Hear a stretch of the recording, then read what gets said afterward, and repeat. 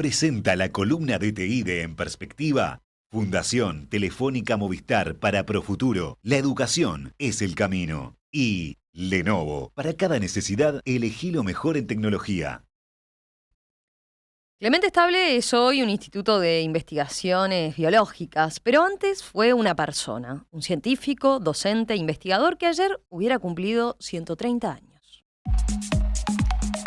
Nació cerca de lo que hoy es Santa Lucía en 1894. Fue maestro escolar, pero le tiraba la ciencia y en ella se formó a base de cursos extracurriculares. Tanto que, a pesar de no ser médico, en forma excepcional consiguió una beca del gobierno español para estudiar en ese país como discípulo de Santiago Ramón Cajal, Premio Nobel de Medicina. A su regreso se dedicó entonces sí a la investigación científica, hasta el punto de que se lo considera un iniciador de esa profesión en Uruguay, entre otros motivos por su rol central en la creación del laboratorio que luego evolucionó hasta convertirse hoy en lo que conocemos como el Instituto de Investigaciones Biológicas Clemente Estable. Por todo esto, el día de su cumpleaños se celebra desde 2004 el Día del Investigador, la Ciencia y la Tecnología.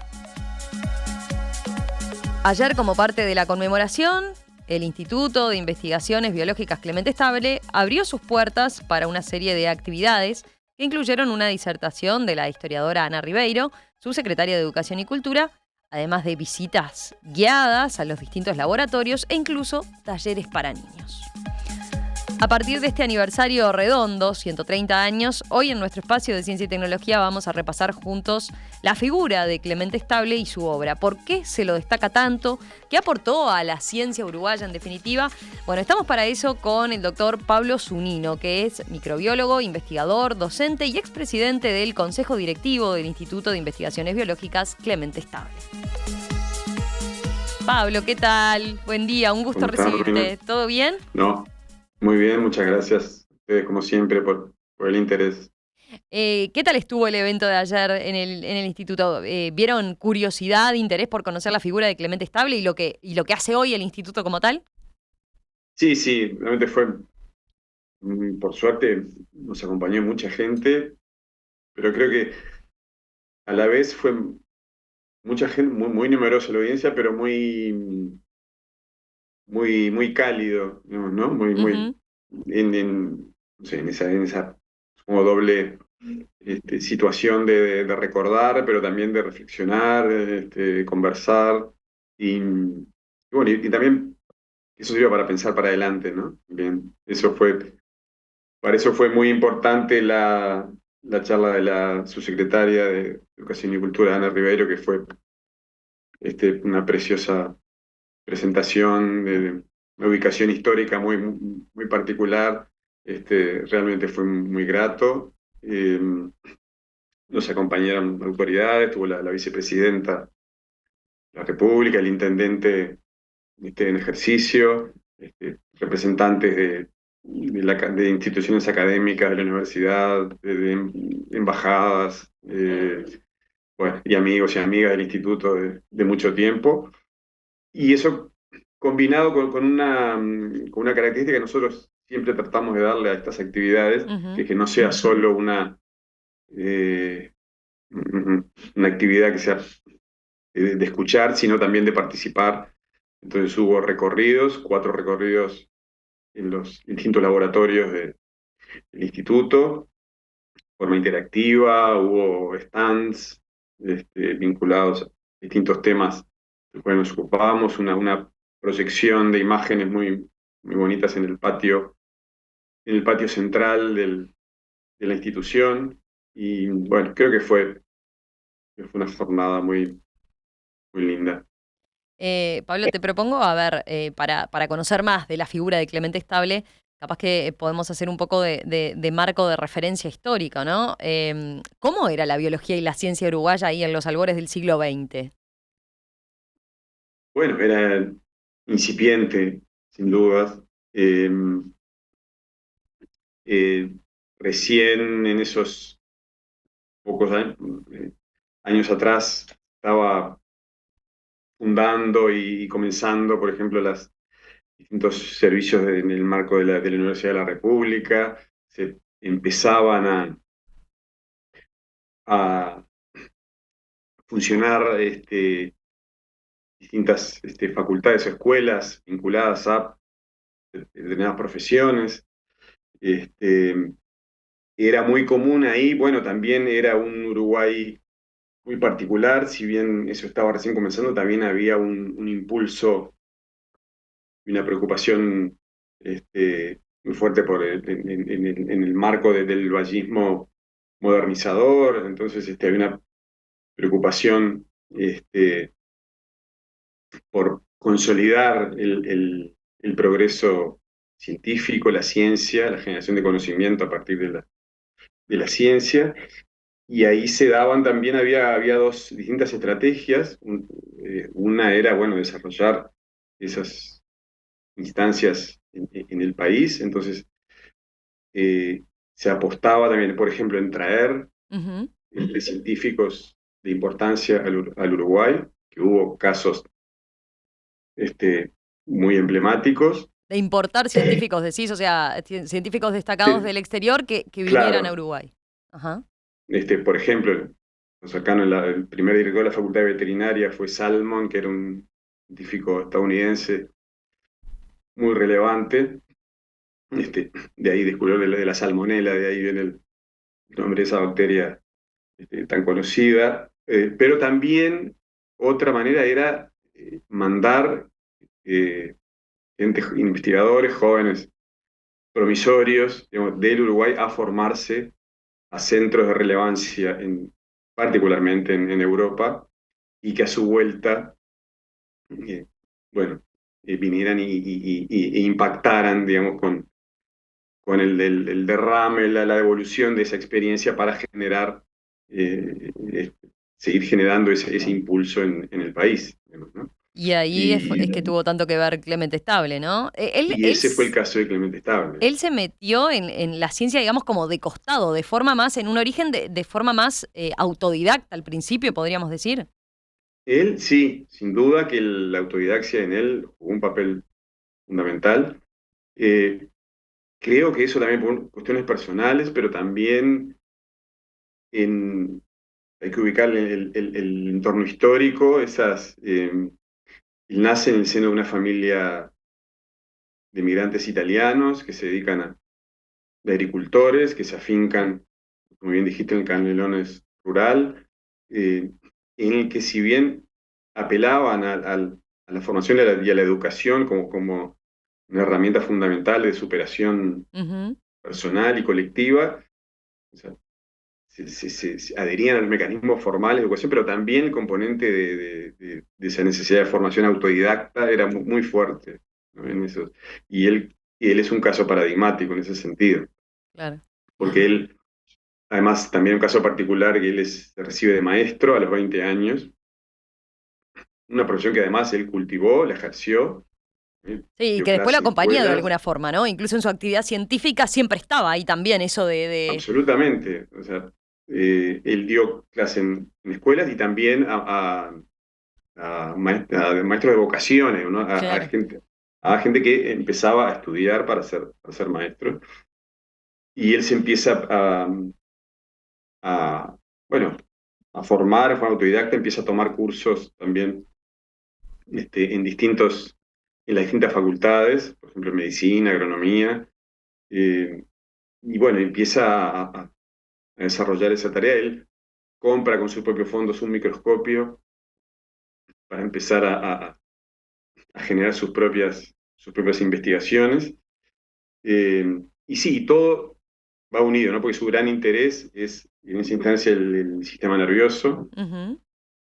pero a su vez otros intereses, desde el punto de vista de su perfil de maestro, es la enseñanza, la pedagogía. Entonces él empieza y bueno, esas cosas se interrelacionan, sin duda, ¿no? En cuanto a las bases biológicas, digamos, en cuanto del conocimiento, de la interrelación, ¿no? Que yacen en el sistema nervioso, pero a su vez le empieza a preocupar mucho los sistemas de aprendizaje, en particular en el niño, lógicamente, el niño y la niña, eh, el- cómo la interrelación con el medio, la vocación, él estudia, es un tema que a él lo preocupa particularmente, cómo se despiertan las vocaciones en los niños y las niñas y cómo después eso repercutía después en la vida de las personas, pero a su vez en el progreso de un país, digamos, ¿no? Es decir, Mm. cómo ese país tenía que apostar a esas personas cuando se conjugaban la vocación y el talento, ¿no? ¿Esto que me estás mencionando es Él, más de la época, digamos, previa a irse o ya cuando volvió con todo ese ímpetu y luego de haber ahí bueno, trabajado es con Ramón y Cajal? prácticamente a la vez porque él escribe su primera obra consistente es Psicología El reino de las vocaciones, ¿no? Y él lo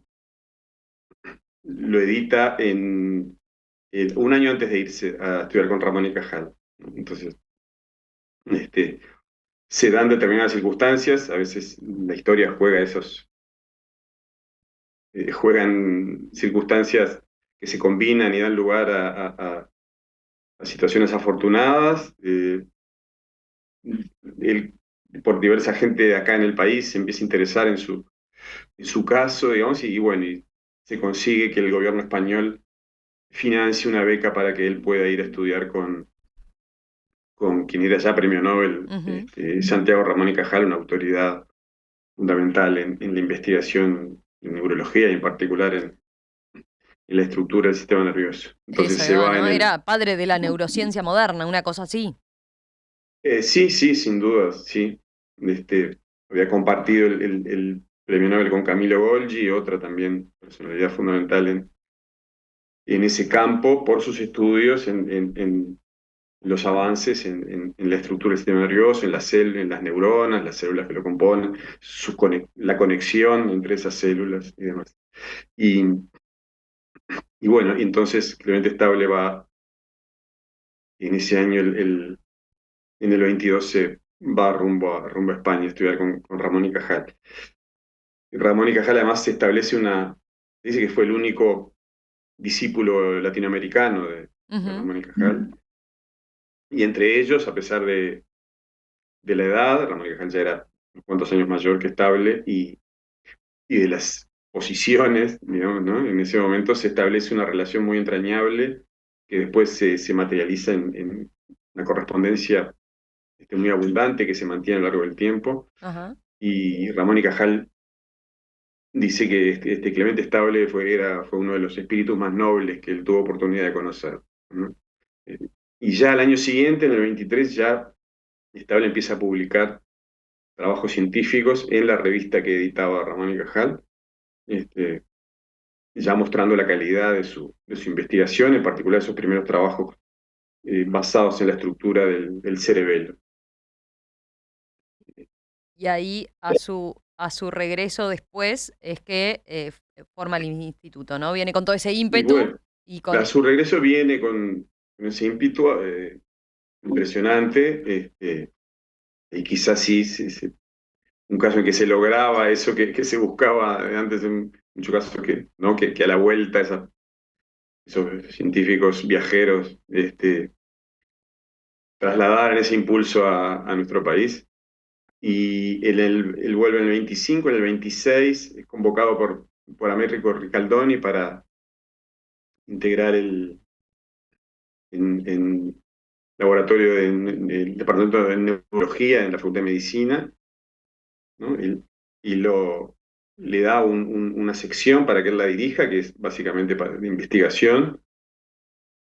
Hay quien dice que ese quizá puede haber sido como el primer laboratorio de investigación en neurociencias Ujú. en el Uruguay, y el año siguiente, en 1927, se, se funda el que en ese momento se llamó Laboratorio de Ciencias Biológicas y que hoy conocemos como Instituto de Investigaciones Biológicas Clemente Estable. Y ahí también hay unas particularidades muy interesantes, porque ese laboratorio se funda, tiene su cobijo institucional Ujú. en instrucción primaria, en enseñanza primaria.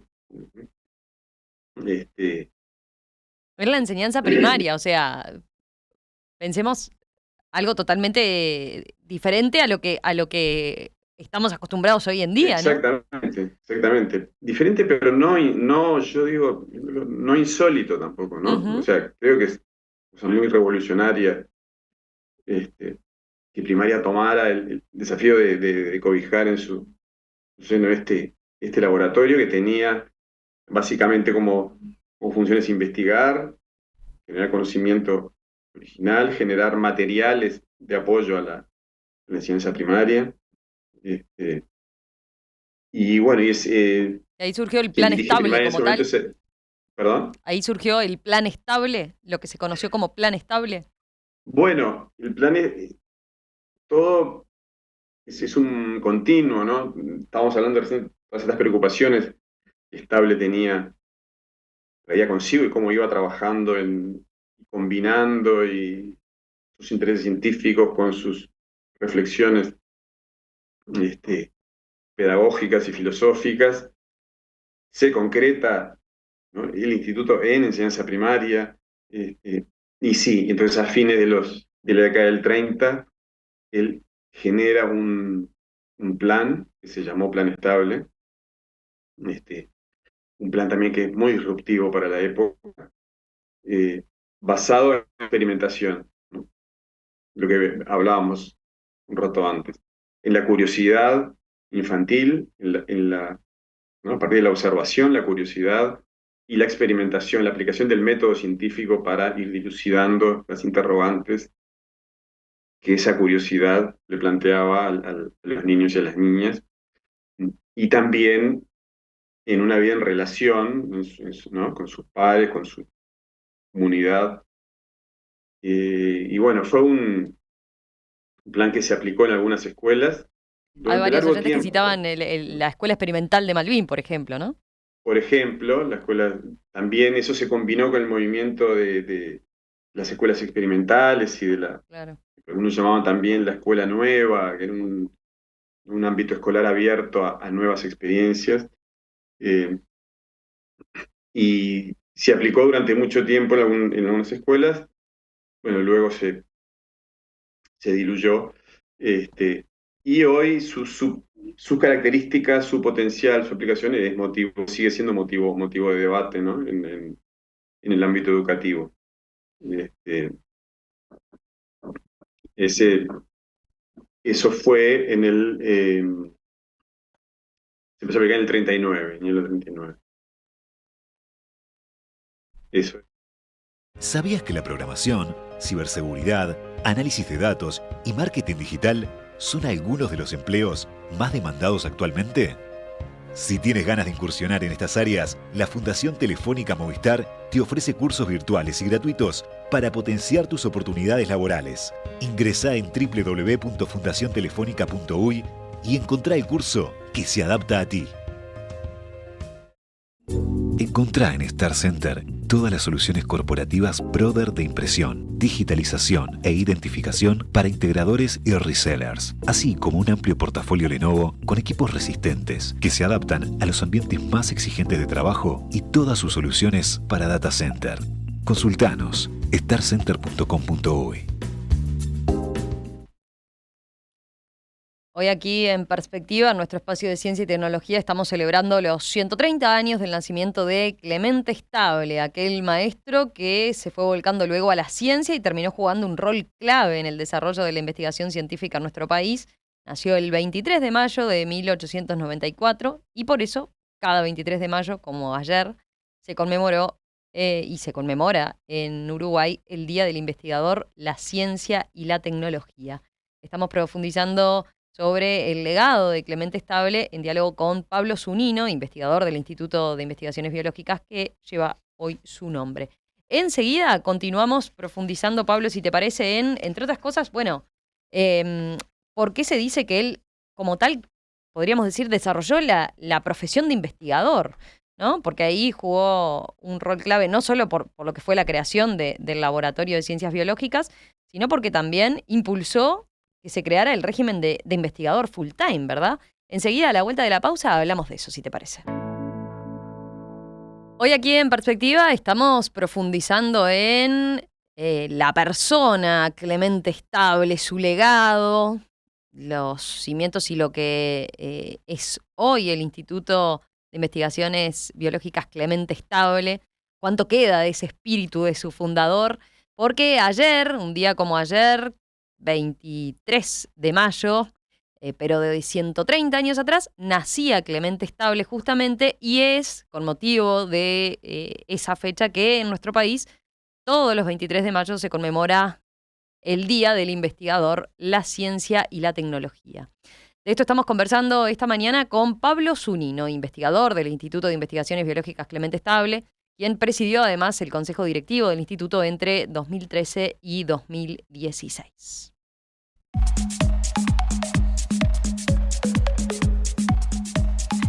Pablo, yo decía recién que bueno, se dice que Clemente Estable básicamente desarrolló la profesión de investigador, no solo por la creación del propio laboratorio de ciencias biológicas, que luego creció y se transformó en el instituto, sino también porque impulsó que se creara el régimen de investigador full time, ¿verdad? Algo que para aquel entonces no era lo común.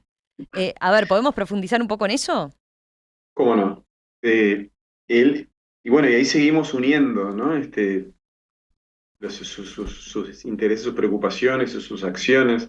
Cuando hablábamos hace un rato sobre el valor de la vocación, la necesidad de cobijar a esos trabajadores y trabajadoras, particularmente en la ciencia, para que pudieran llevar adelante su labor de manera digna y productiva.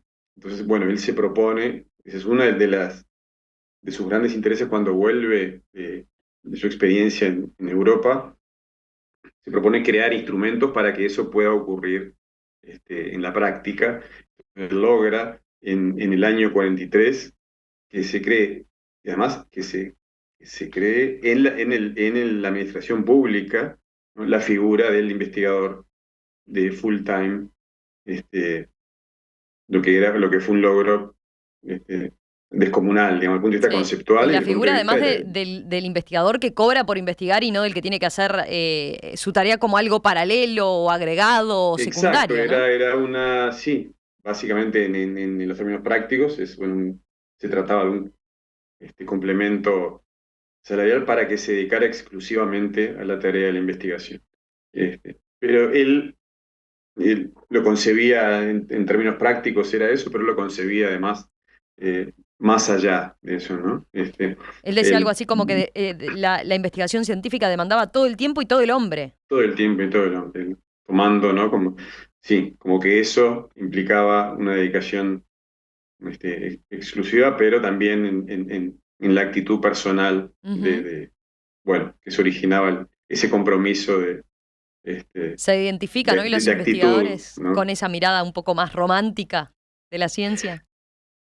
Bueno, sí, quizás hoy puede haber un debate en ese sentido, pero creo que hay sí un componente de pasión, quizás romántico, como tú decís. Creo que eso es un motor que siempre es deseable. Pero bueno, también por otro lado, creo que establece las bases de la investigación como una profesión, ¿no? Como una profesión. Que eso es lo que creo que lo que debemos tomar hoy fundamentalmente, ¿no? Que es una profesión y que es bueno que sea valorada como tal, ¿no? Pero él además, hay otros aspectos en el instituto que él bueno, impulsa, también fue muy importante su concepto de la multidisciplinariedad, ¿no? Él era un neurobiólogo, pero él se reúne inmediatamente con sus primeros colaboradores, no son neurobiólogos, genetistas, zoólogos, ¿no? Eso mostraba su visión amplia de la necesidad de encarar la investigación de un punto de vista multidisciplinario. Eso es. Escuchaba relatos de investigadores que convivieron con él que decían que él llegaba al instituto, se ponía la túnica y salía a recorrer otros laboratorios, ¿no? A ver qué estaban haciendo los otros. Exactamente. Sí, esos relatos son frecuentes. este, para ver qué se estaba haciendo por distintos lados. Eso creo es una actitud también muy abierta que hemos tratado de mantener transmitida hasta la actualidad en el instituto.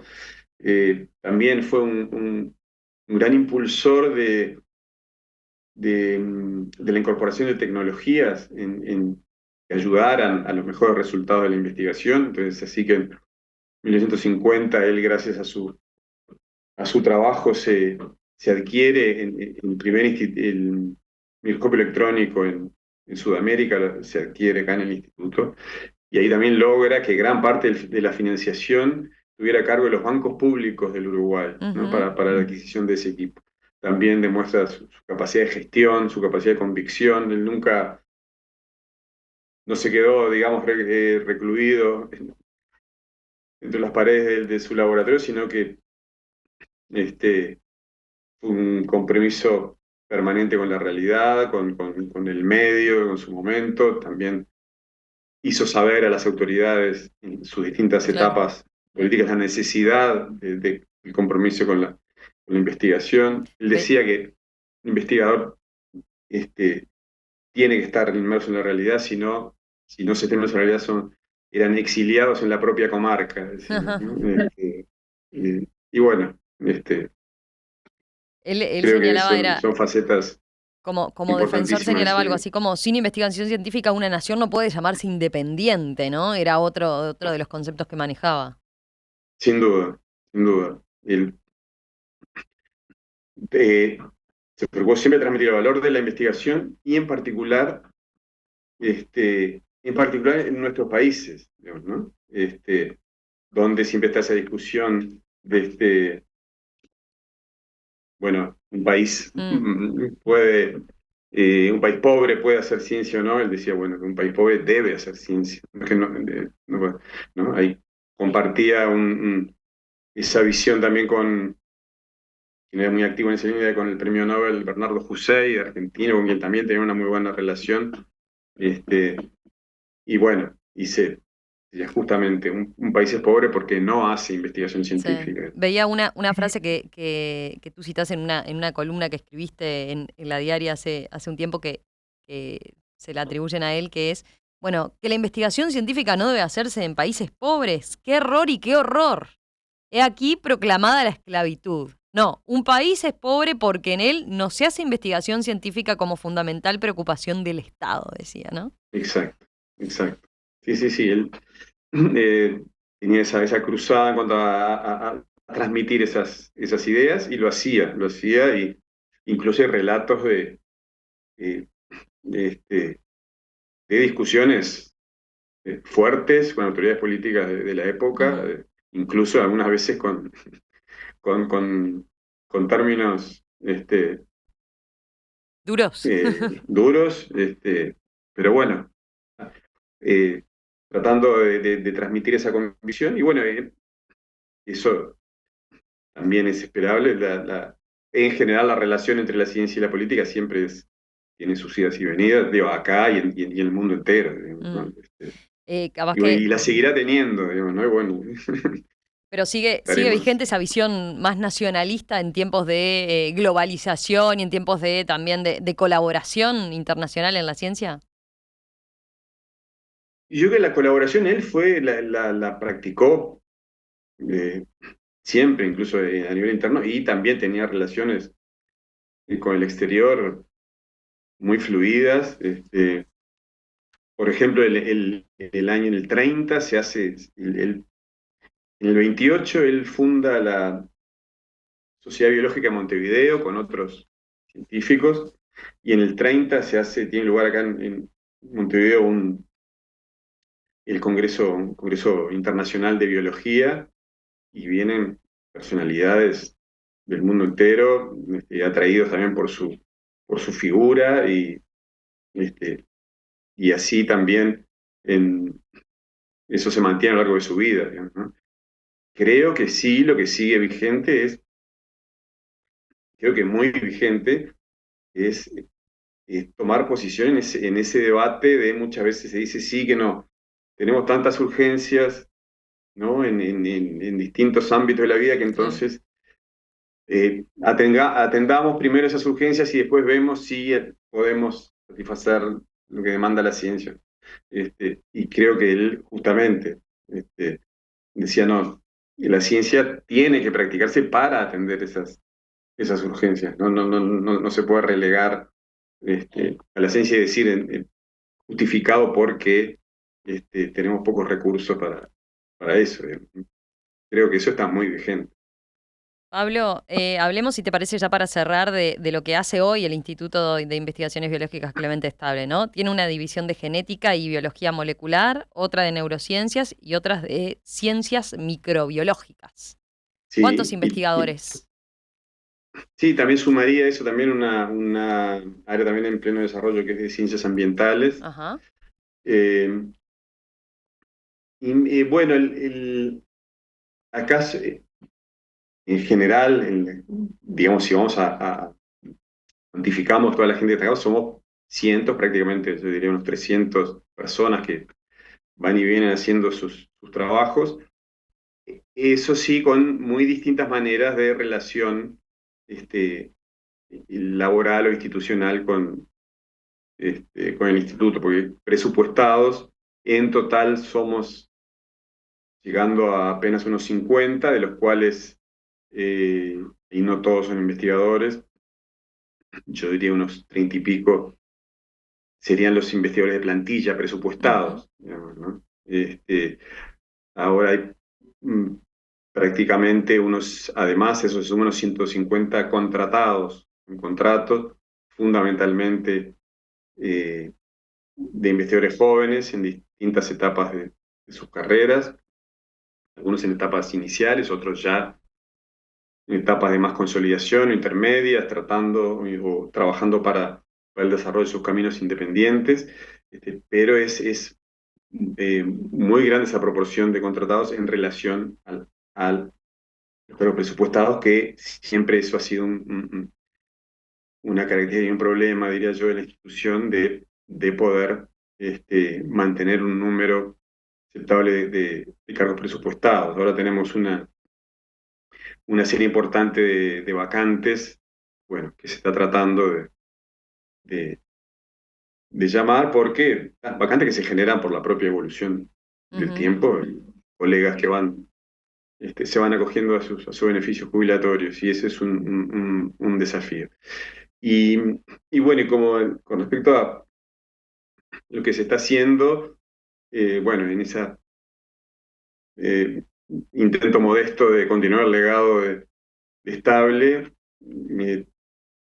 tratar es una gran diversidad de campos de investigación en las llamadas ciencias biológicas o ciencias de la vida, y, y también tomando a la ciencia como instrumento para este, quizás resolver determinados desafíos más concretos o problemas eh, que puedan redundar esas soluciones en mejoras en la vida de la comunidad, pero también manteniendo el compromiso con la llamada ciencia básica o ciencia fundamental, que Estable también este, defendió muchísimo. Él llamaba ciencia, a veces la llamaba ciencia desinteresada, ¿no? Esa Mm. ciencia que si bien aparece como distante con respecto a una posible aplicación, es la base para la generación después de todas las ciencias en sus formas y que después redundan en las soluciones prácticas para tantas cosas, Así que ese legado se mantiene. sin duda, sí. Pablo Zunino, integrante investigador del Instituto de Investigaciones Biológicas Clemente Estable, quien presidió el Consejo Directivo del Instituto entre 2013 y 2016, médico veterinario, máster en Ciencias Biológicas, doctor en Microbiología por la Universidad de Cambridge, profesor grado 5 en el Departamento de Microbiología. Pablo, un gusto conversar contigo. No, Gracias por traernos el legado no. de Clemente Estable, por profundizar en lo que fue su figura. Les recomiendo a los oyentes, tú me decías que es muy bueno el documental que hay de Clemente Estable, ¿no? Sí, De Casa sí, Cubierta. muy Ya bueno, tiene unos sí, muy años, bueno. pero si quieren profundizar incluso en quién fue, en su vida, en su legado, pueden acudir a él. Así que, Pablo, gracias, ¿eh? No, muchas gracias, Romina, a ti. Muchas gracias, como siempre, por el interés y la preocupación. A las órdenes. Un abrazo grande. Igualmente.